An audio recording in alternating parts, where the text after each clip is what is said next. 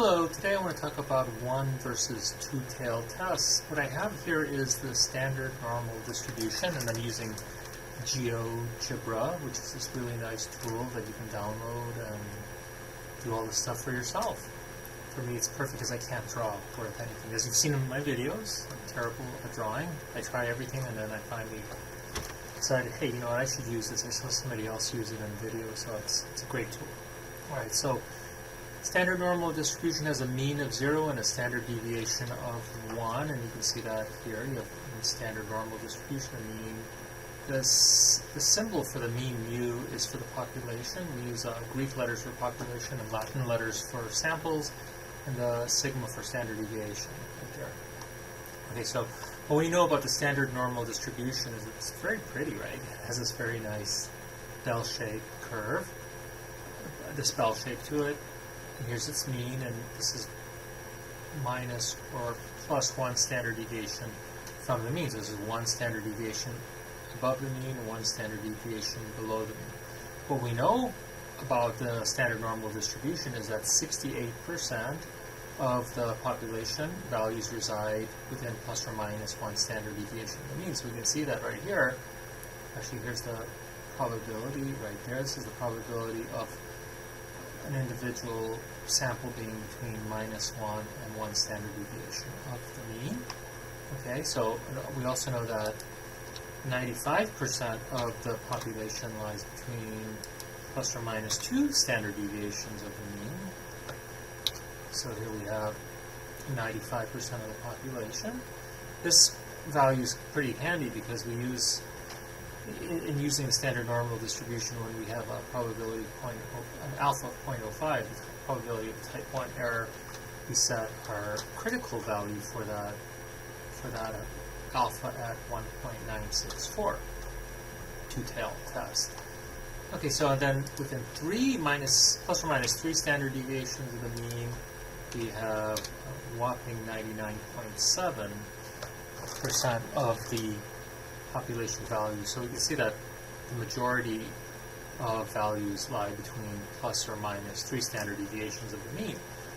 Now we would of course have to convert a value to a z-value, and I've showed you how to do that before. You just subtract the mean, value from the population mean value from the sample mean, and you divide by the population standard deviation, and you get that z-score. So you can compare it to this population mean here of 0. Any value that's above 3 would be very unlikely to occur, as we can see here, because it would encompass this area either, well, above 3 would be to the area to the right of 3, below minus 3 would be to the area to the left of this. Alright, so that gives us a bit of some information about what it means what standard deviations mean, and how they relate to the actual probability of a value occurring. So what we're interested in hypothesis testing is in testing whether or not a value has a probability less than our alpha value.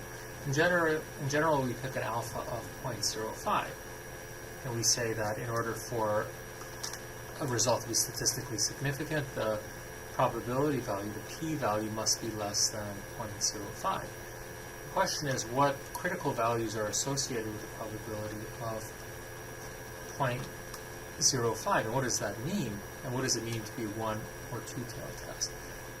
Okay, so when I do a two-tailed test, let's start with a one-tailed test. When I do a one-tailed test, we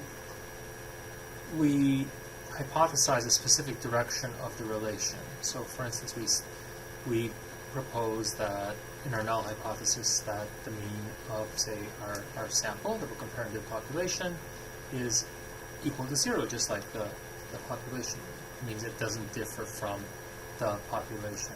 Our alternative hypothesis is that the mean could be either greater than the population mean, or the sample mean could be less than the population mean.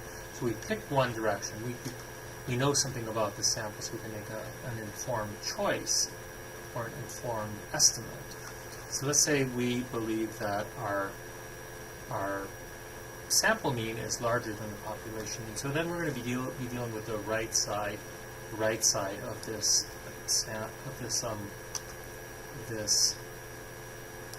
population here, right? Right side. It's above the population mean, so it's to the right of 0. Now, if we say that our alpha is 0.05, an alpha of 0.05 means that we believe that the probability of a false positive result, or falsely rejecting the null hypothesis. Remember, the null hypothesis is that our sample mean is equal to our population mean, and at 0 would be have a very low probability of occurring. In fact, how low? 5%. There's only a 5% chance of it occurring. So we need to, if we're going to consider our sample mean to be different, statistically significantly different from our population mean, with a probability of type 1 error, false positive result only being 5%, that means the chance of that value occurring has to be less than or equal to 5%.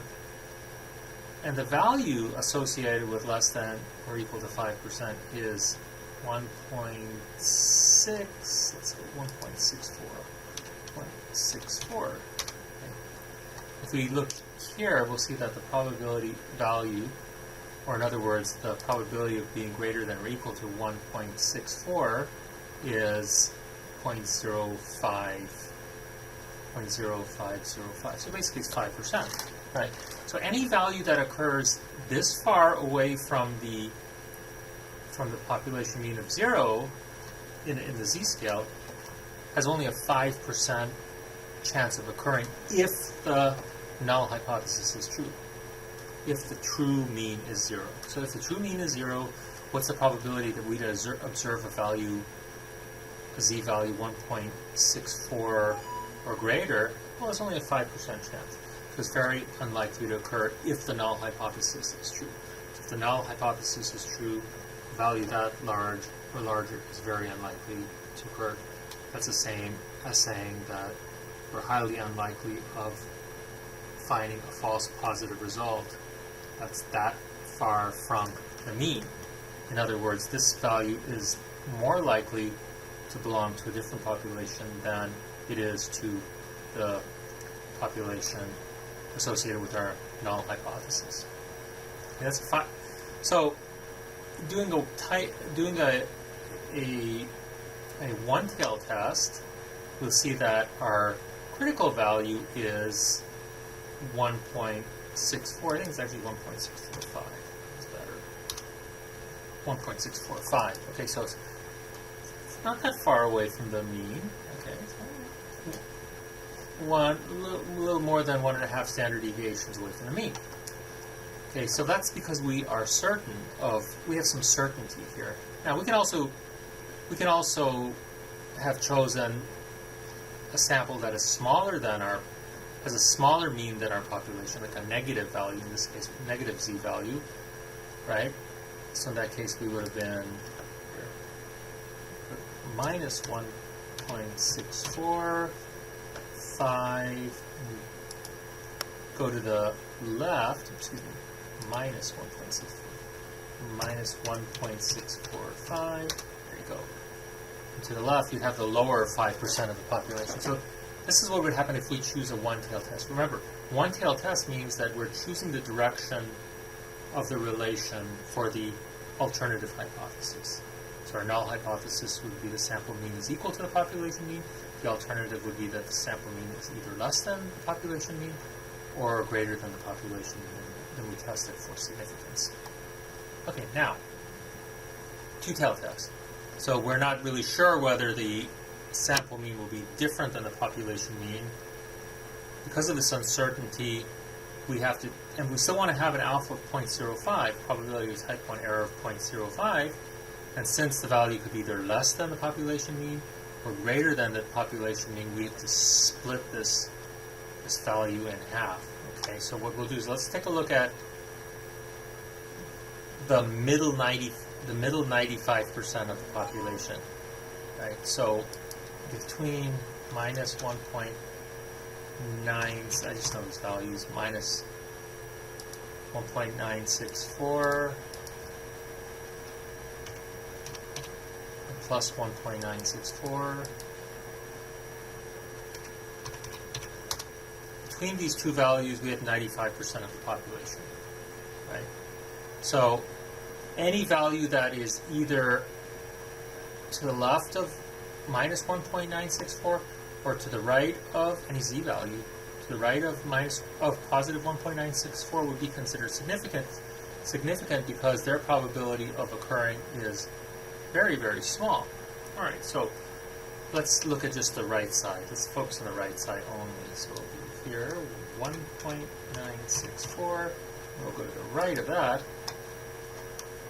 At a critical value of 1.964, our probability is 2%, 2.5%, right?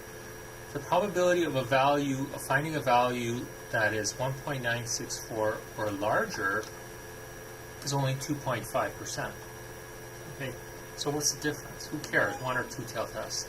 The alpha still remains at 0.05. Well, there's a big difference here.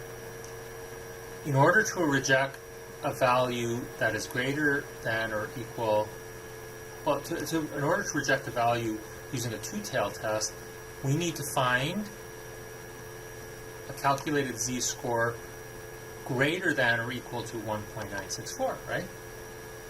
Easy, right? However, in order to reject the null hypothesis with a one-tailed test, we just need to find a value that's greater than 1.645. It's easier to reject a null hypothesis when our critical value is smaller than when it is larger. So what happens is here we just have to have a value in the upper 5% of the population in order to reject the null hypothesis with a one-tailed test. But with a two-tailed test, we basically have to be greater than 2, almost 1.964, greater than 2, right? So it's a lot easier to reject the false null hypothesis when the test is a one-tailed rather than a two-tailed test. That translates to something we call power. Power is the ability to reject a false null hypothesis. You have better power when you conduct a one versus a two-tailed test. Okay, so that's really what what one-tail and two-tail test means. I hope that helped, and again, please provide me feedback if I need a better explanation. Thank you. Bye.